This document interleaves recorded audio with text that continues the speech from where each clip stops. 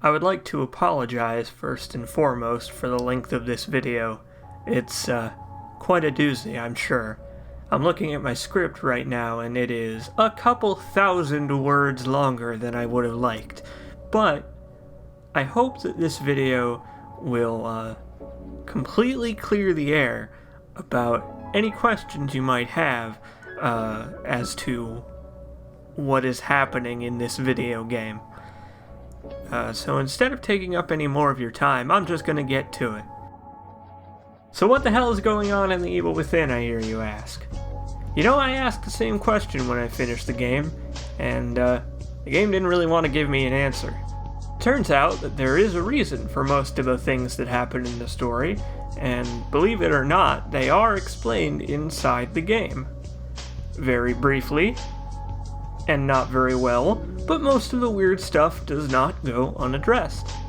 In this video we're going to go through the game chapter by chapter, and I'll give you a brief look at what's going on and why.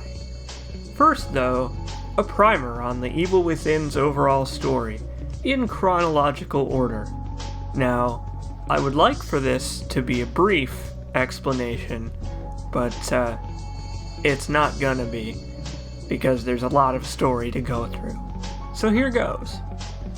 As a child, Ruvik, born Reuven Victoriano, was the newest member of a rich family who lived in a mansion in the woods outside of Crimson City. Their estate sat just a stone's throw away from the nearby villages of Cedar Hill and Elk River. Those names are not important to you and you can forget them right now if you want.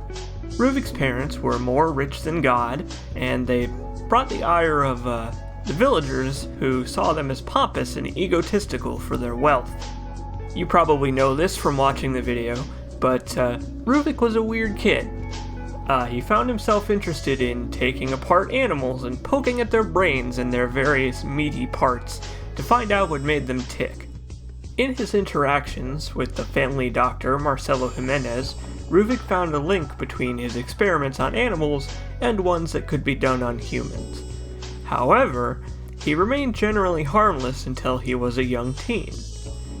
Tension between the villagers and the Victoriano family was constantly boiling and ready to spill over, and they made a plot to scare the family, possibly to get them to move away, and burn down the barn. Unfortunately for the future residents of the Evil Within's universe, Ruvik and his sister were playing inside. Whoops.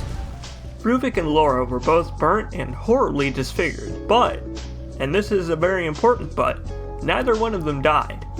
Laura was left in a vegetative state, according to the Crimson Post anyway, and Ruvik was kept hidden in the basement of the mansion.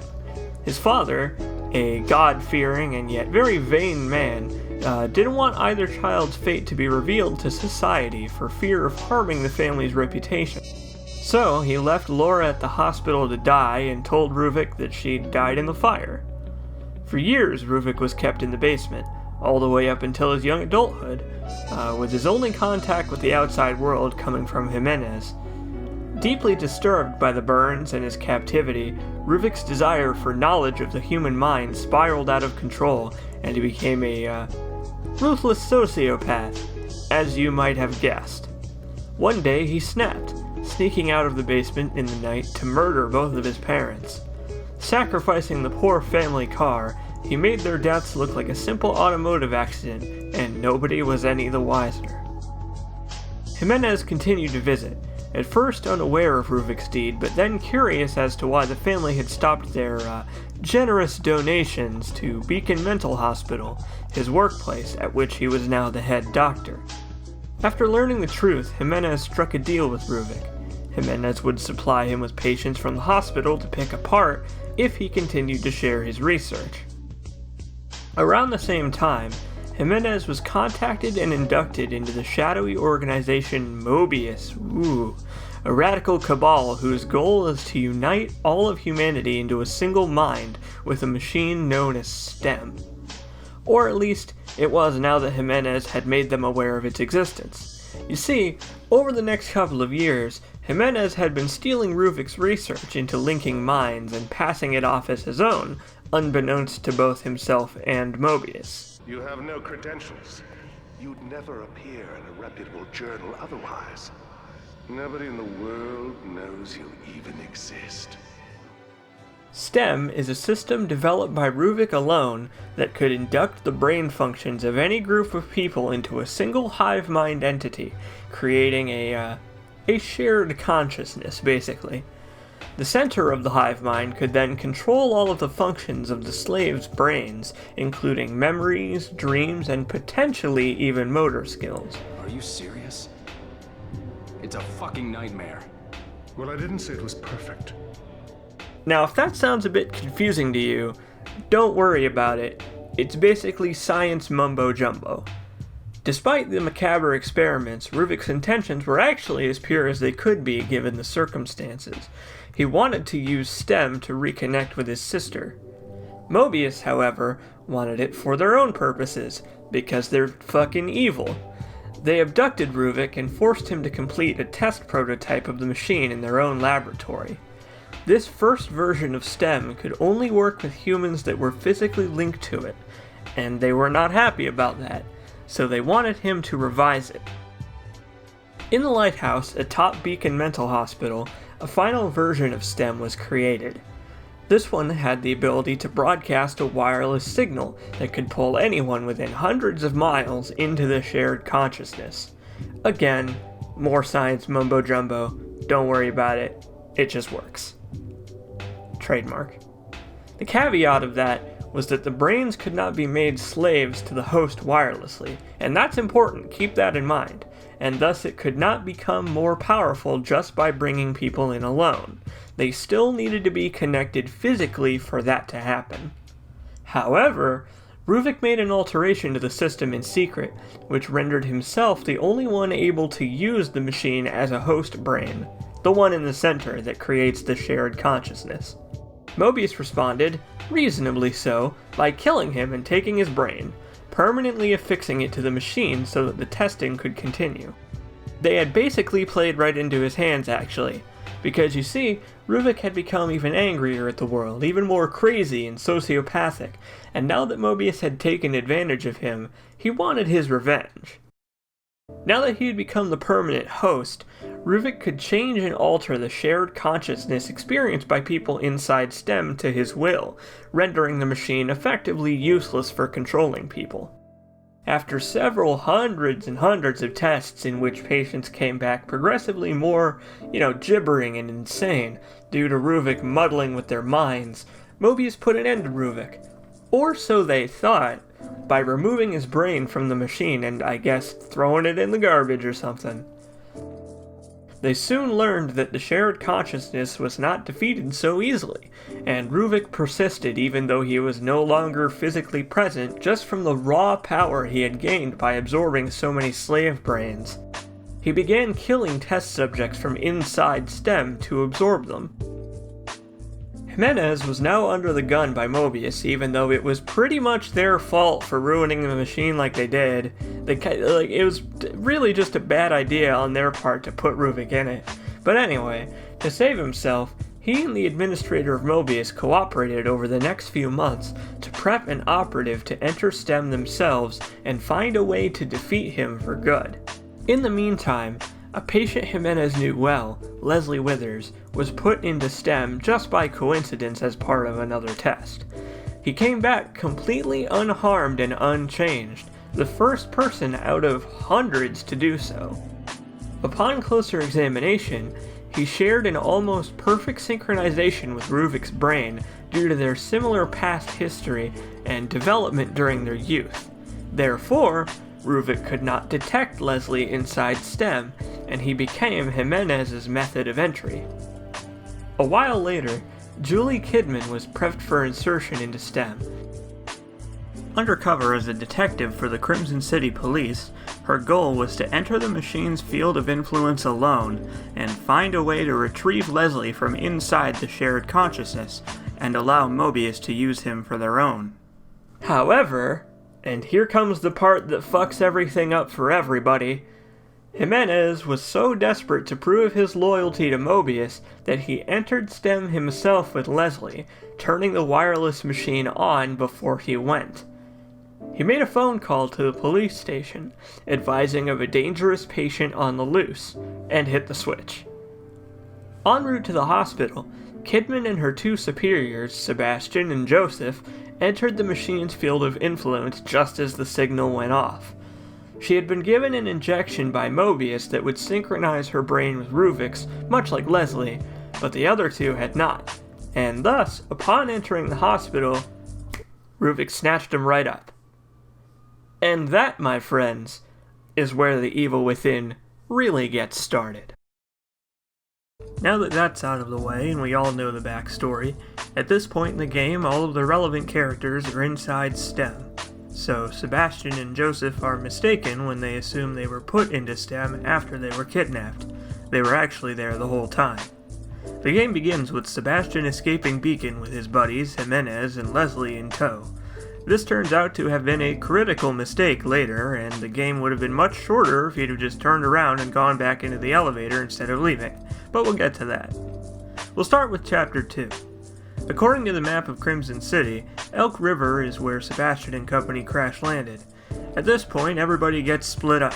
Joseph is abducted by Ruvik, Kidman escapes because Ruvik can't touch her, and Jimenez and Leslie go on without Sebastian. They don't get far. Upon catching up with them, Sebastian learns of Leslie's importance, and that's basically all that happens plot-wise. During his trip through the Elk River village, Sebastian kills the sadist, and Ruvik absorbs him. I assume this is supposed to be the sadist, as in the one connected to STEM, and the rest are just other dudes. In the next chapter, we learn why Elk River is here inside STEM. It's not connected to Ruvik at all, but rather Jimenez and Leslie. They've been to Elk River before in the real world, as it's where Jimenez's brother's hospice is. Unfortunately, they find no sanctuary there, as he's already been snatched up by Ruvik. I exploded his head pretty good, and Jimenez didn't seem all that upset about it. The two of them corner Leslie and start to escort him away, but like an idiot, Sebastian doesn't stick with them and follows Ruvik. One thing to keep in mind about him throughout this analysis is that Sebastian is not a very smart guy. Believe me, it's totally intentional, and I'll explain how I can tell in just a bit. We're in Chapter 5 now, and Sebastian has found himself in a freaky hospital-type place. As I mentioned in the relevant video, it's the place seen on the title screen. But in terms of where it is in the game world, I assume it's the locked ward at Beacon, the one behind which all of the STEM experiments take place. Obviously, the layout has been jumbled up by STEM, but it's obviously Beacon considering the keycard I picked up has the place's logo on it. Here, Sebastian encounters Joseph and eventually Kidman again. Joseph is an interesting case. Sebastian finds him connected to a STEM bath thing, and from there, things with him get a little tense. Ruvik can't absorb Joseph. I'm sure he probably wants to, but Joseph has enough sheer willpower to fight him off, particularly owed to his glasses. Some interesting information about the glasses can be found in the art book. They are apparently a keepsake passed down from his grandfather. Maybe that's how he's able to hold on to himself so well. It's never really elaborated on, but either way, he goes back to normal for the time being. Kidman is in a very interesting position at this point in time. On her end, nothing really plot-related has happened, but her anti-STEM drugs seem to have worn off, and Ruvik is now able to mess with her. The gang reunites for like 5 minutes and is then separated again when Sebastian is yanked into the floor by Laura. Interestingly, Kidman sees something a little bit different on her end.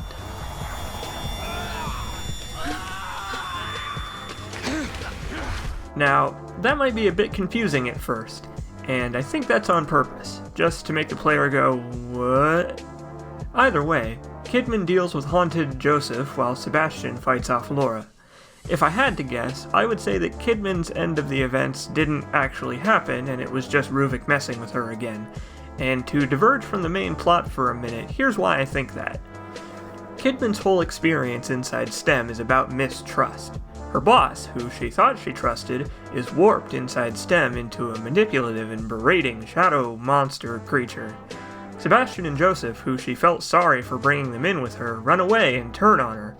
All of these are just Ruvik turning STEM into her own personalized nightmare. I think the most telling evidence is that her boss fight with Joseph ends with her killing him, but not only is he fine later, he doesn't even know it happened. So it's back to the main plot. After Sebastian fights Laura, he encounters the first STEM terminal of the many he encounters across his journey. We visit this same room several times throughout the game. The STEM terminal itself is a copy of the original, the one at Mobius HQ, but that doesn't matter as much as what the room represents. Each time Sebastian is here, he witnesses a memory of Ruvik's that defines his past, sympathizes his character just a bit more, and if that wasn't obvious enough, there's the whole, brain thing. This room most likely represents Ruvik's brain. It represents STEM itself. Unlike most of the other locales in the game world, it doesn't connect to anything logically because it just plain doesn't exist. The next chapter, Chapter 6, opens interestingly. In the opening of Chapter 2, Sebastian is being wheeled on a gurney into a room in which you eventually encounter Laura. In this chapter, he's in the room again, this time about to be given a lobotomy or something by a doctor who occasionally turns into Kidman for a split second. This is really interesting, and I honestly have no idea what it means, so I'm not even going to speculate. The only thing I can think of is that it might be referring to how Kidman eventually saves Sebastian in the end. We get a similar camera angle and everything, but I can't say either way for sure, because I just don't know. There's not enough information given there. Sebastian finds himself at Cedar Hill. Joseph is here too, and in an alternate place and time, so is Kidman. As her self-reflection there mentions, just like how Elk River's appearance in STEM is owed to Jimenez, Cedar Hills belongs to her. As a child, she used to live there with her neglectful parents. One of her least fond and most relevant memories of the village is the big-ass church on one end of the town.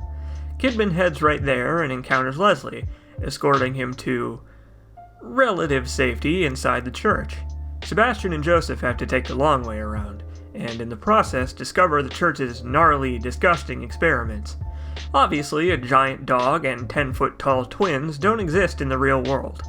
I figure the twins and the dog are a creation of Ruvik's mind, a physical manifestation of the torture and experiments he performed on STEM patients, and eventually were done on himself. Upon entering the church, Kidman finds out that it's already too late for Leslie. Ruvik already has partial control of him. She runs away and teleports ahead a few chapters, which I'll go over when she shows back up. For now, keep Ruvik's control over Leslie in mind. Only Kidman knows this, and she doesn't ever tell Sebastian, even when she has the chance to. This is a really important plot point to keep in mind, so don't forget it. Anyway, meanwhile, Sebastian falls into the catacombs beneath the church, and Joseph is stolen away by Ruvik again. Like the town itself, the catacombs are a place in the real world, at least according to what the newspapers and missing persons posters tell us. They probably aren't filled with ancient tablet puzzles, smashing spike traps, poisonous gas, and a dude with a safe for a head, but they do exist.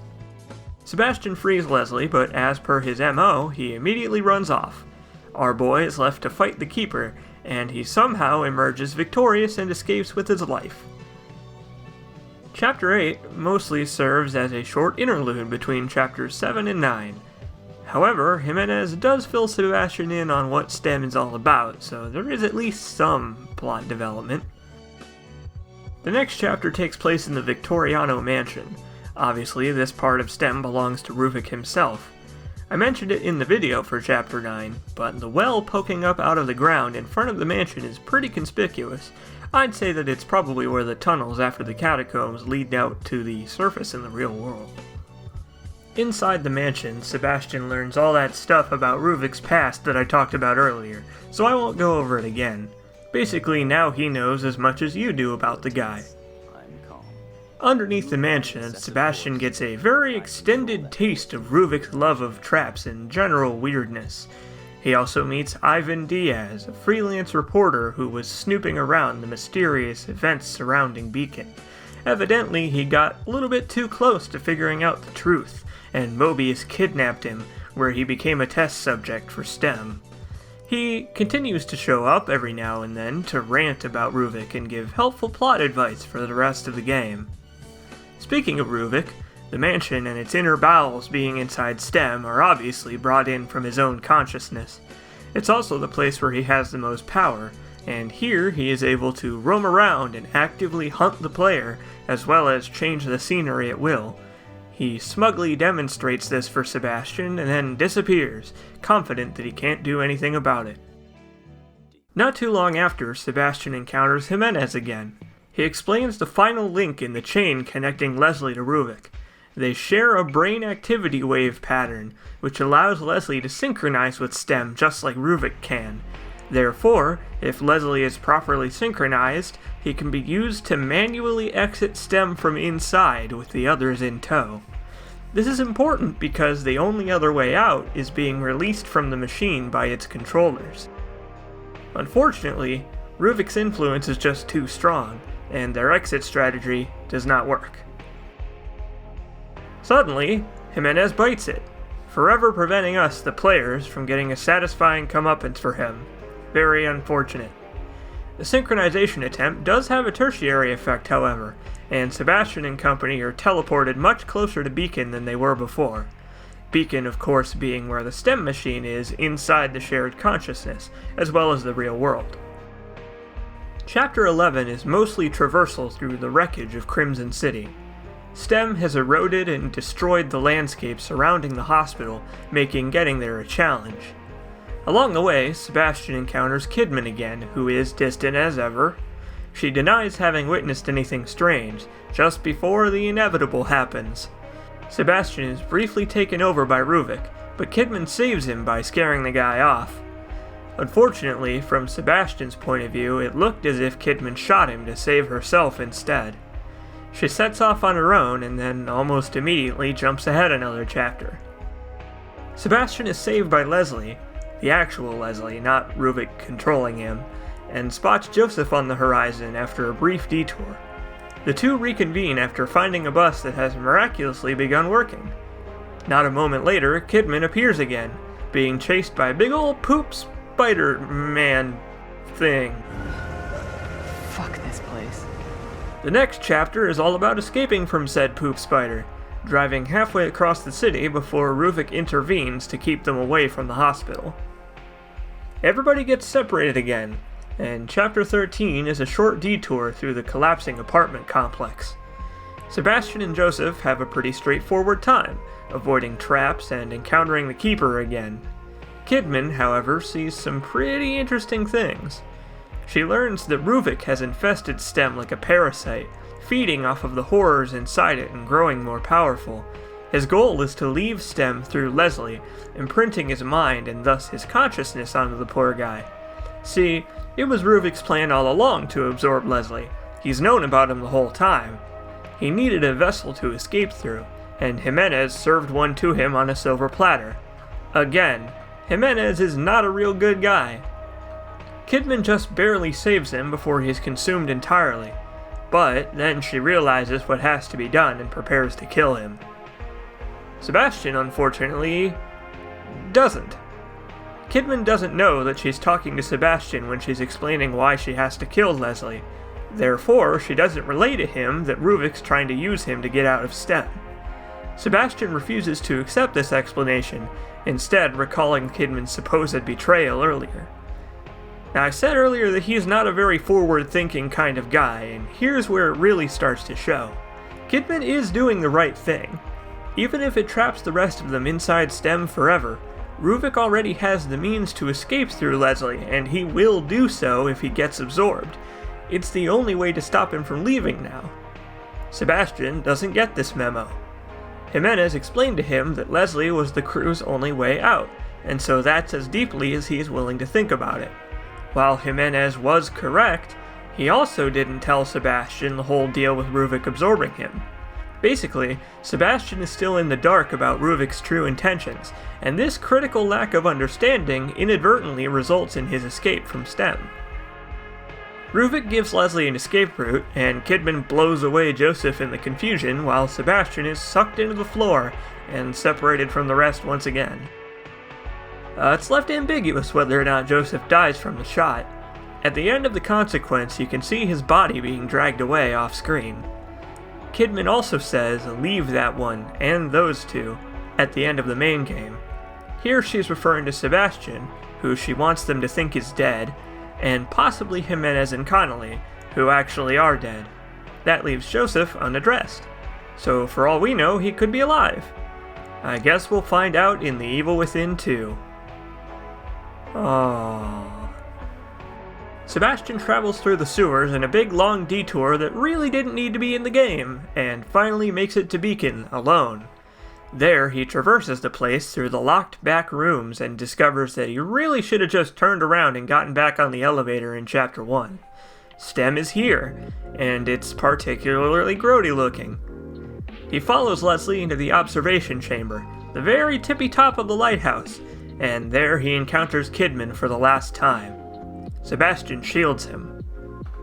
She tries to get him to understand why killing Leslie is the right thing to do, but he's not hearing any of it. Sebastian through and through is a man of cold, hard, and very fallible logic. To him, what he sees is what is there, and there is no other. From his perspective, Kidman shot him, shot Joseph, and now wants to kill Leslie, who, as far as he understands it, is the only way out of the STEM hellhole. The two stand off for a few moments too long, and Ruvik takes his opportunity to strike. Kidman and Sebastian are separated as he finally achieves his goal of absorbing Leslie, and then he gains near total control of the shared consciousness. While Sebastian watches the world transform into brain meat before his very eyes, Kidman is dealing with her own issues. She finally overcomes the fear instilled by her nightmare boss creature and exits STEM's influence, finding herself back in the real world. Now at this point, Sebastian and Ruvik are the only people still inside STEM. Ruvik because he has to be, and Sebastian because Kidman hasn't released him yet. So the only thing left to do is for them to duke it out. Ruvik can't take over Sebastian because, like Joseph, he was able to fight the influence off, so he has to kill him. Now, the end of the game is going to make a lot more sense after I explain the following point. Remember that STEM is the collective consciousness of everybody attached to it. Elk River was the product of Jimenez's memory, Cedar Hill was Kidman's, and so on. Without anybody else to get in the way, Sebastian and Ruvik's consciousnesses can create anything. And so, Sebastian becomes the big action hero, and survives increasingly improbable attacks from Ruvik, because he now has enough influence that STEM is giving him what he wants. Ruvik turns STEM into a nightmare and himself into a monster, but Sebastian sets up the dominoes that lead to him winning the fight. I'd like to thank Something Awful poster Fish Noise for this next part, because I'm quoting him almost word for word here.